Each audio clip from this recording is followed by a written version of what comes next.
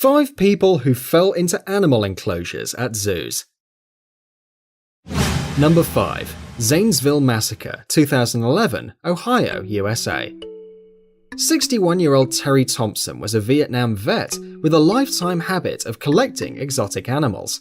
Over the years, he built a vast private menagerie at his Zanesville, Ohio home. On October 18, 2011, Thompson proceeded to free dozens of his animals before he gave up on his own life. Shortly thereafter, a neighbor called the police after witnessing a bear and a lion stalking outside. Police arrived to find Thompson's corpse being gnawed by a white tiger. What followed could only be described as a massacre.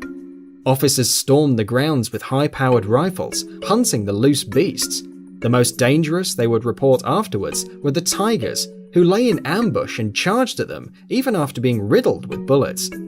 Hours later, the hunt was over, and 2 wolves, 2 grizzly bears, 18 tigers, 17 lions, 6 black bears, 3 mountain lions, and 2 monkeys were dead.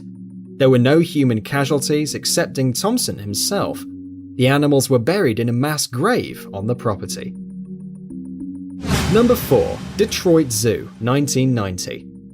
In 1990, Rick Swope clambered into a chimpanzee exhibit to save a drowning chimp. According to the Chicago Tribune, the 33-year-old truck driver who couldn't stand watching the animal thrash and fight for its life jumped into the enclosure without a second thought. Swope grabbed the 135-pound animal and hauled him up the pool's slope and back to land.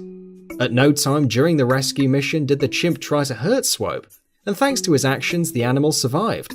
The man was able to get out of the exhibit without injury and was thanked by the zoo for his dangerous and heroic actions. Number 3. Tatiana the Siberian Tiger at the San Francisco Zoo, December 2007. Tatiana was a 4-year-old Siberian tiger, a species which is critically endangered.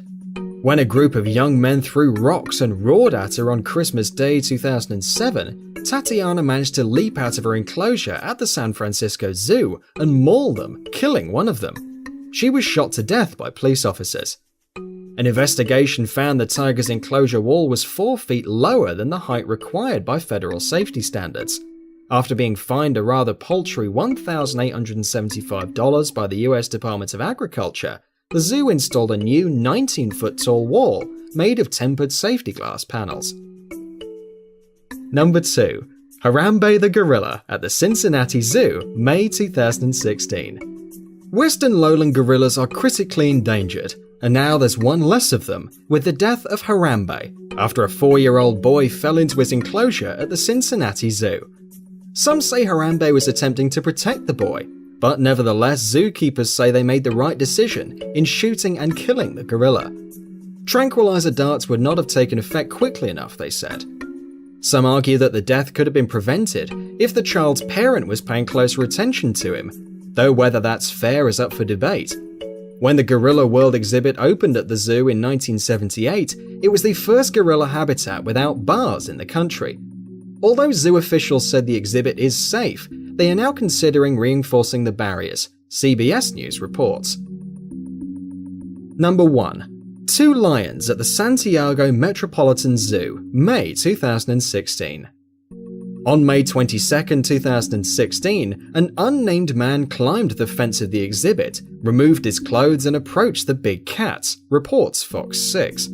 As the man came in contact with the 2 lions, keepers made the choice to shoot the male and female animals when the lions mauled him and began dragging him to their den, a decision they said was both sad and painful. It is believed the intruder was trying to commit suicide based on a note found in his clothing. In a statement, zoo officials said the incomprehensible action of killing the lions was profoundly painful for every single one of us, but they are thankful the man is expected to recover.